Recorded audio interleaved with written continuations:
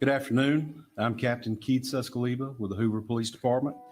We're here today to provide an update in the Carlee Russell investigation.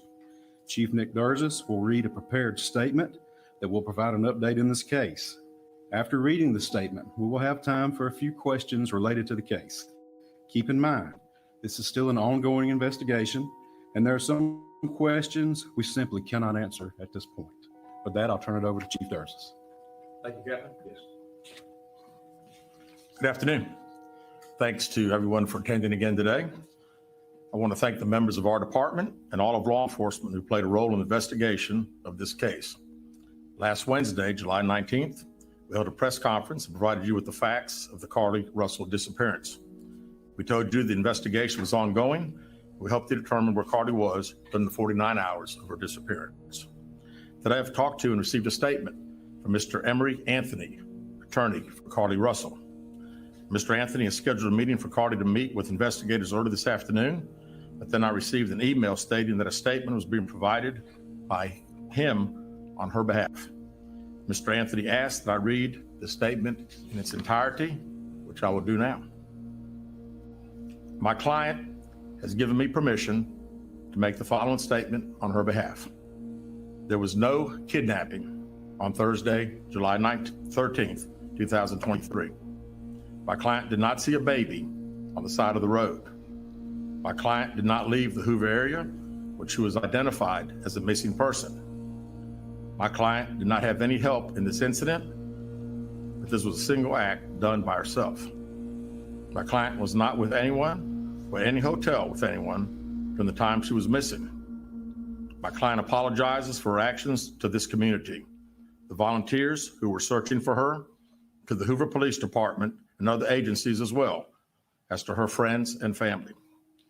We ask for your prayers for Carlee as she addresses her issues and attempts to move forward, understanding that she made a mistake in this matter. Carlee, again, asks for your forgiveness and prayers. We have a meeting scheduled with Mr. Anthony to further discuss this case. We're currently in discussions with the Jefferson County District Attorney's Office in Bessemer about possible criminal charges related to this case, and we will announce those charges when and if they are filed. All right, with that, we'll take a few questions. As Officer Hale said, when I call on you, please state your name and your affiliation. Yes, sir. Keith Mims, WAGG 610 100.1 FM Summit Media.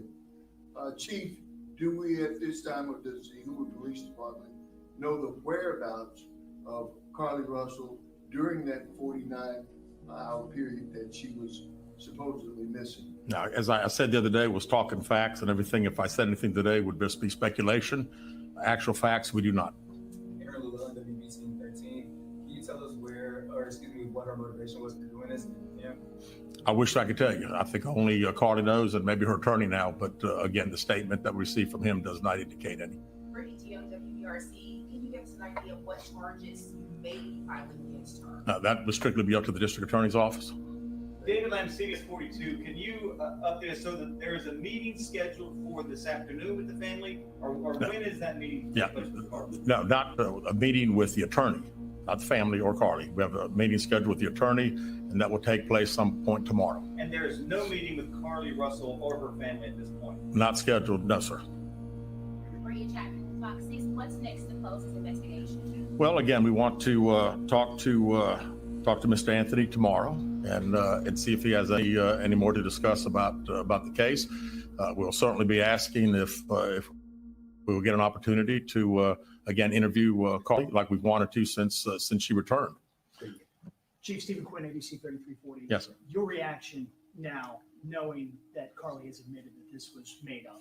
Well, I'm glad that we got this. You know, we certainly laid the facts out to you guys and to the national media that had a lot of interest in this particular case.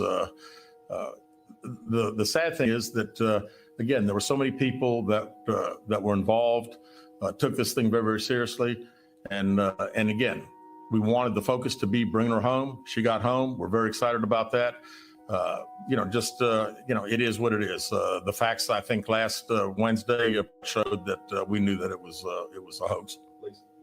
Lisa Crane with WBTM 13. Do you know the expense you went to during this search? And if you don't have a dollar figure for us, just how big it was for you guys? Well, it was all hands on deck, and we don't have a dollar figure yet, but we're certainly working towards getting one, and not only ours, but there'll be other agencies that had a lot of support that they gave us and had monetary expenses themselves.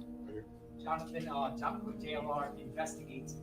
Are the parents under an investigation? You know, as I said the other day, we were going to try to determine exactly those 49 hours.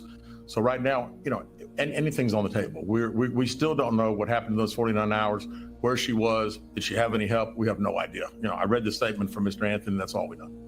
Keith Mims, WAGG 16, Summit Media.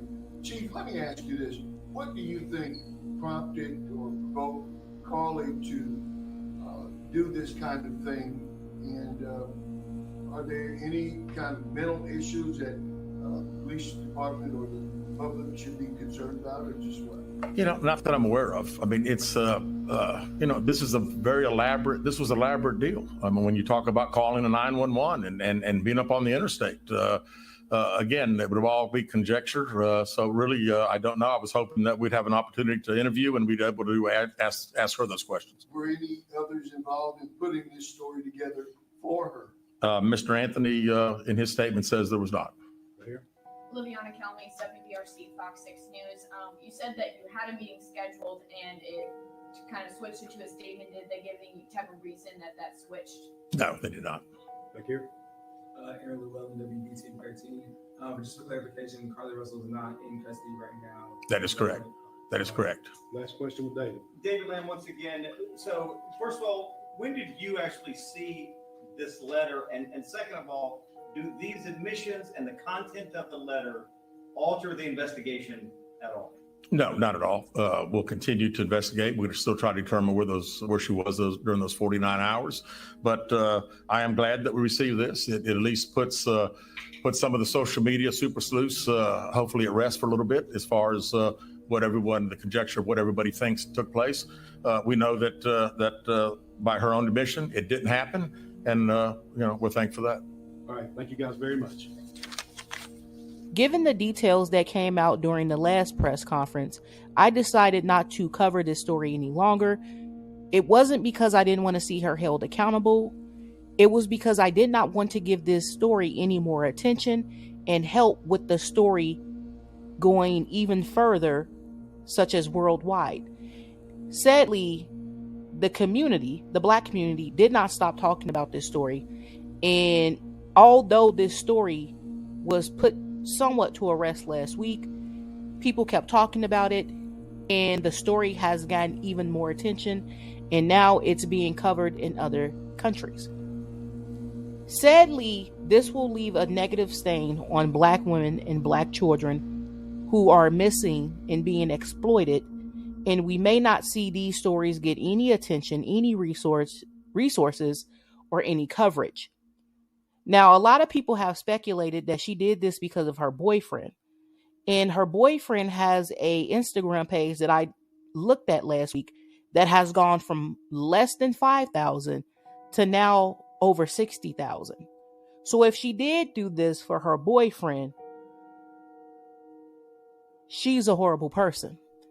You would have to be one selfish, miserable, childish, despicable person to do something so outrageous that impacts millions of people throughout the United States as well as overseas, to do something like this and to not think about the impact that it would have not just on your community, but the Black community and other communities such as those who've been impacted by missing and exploited people.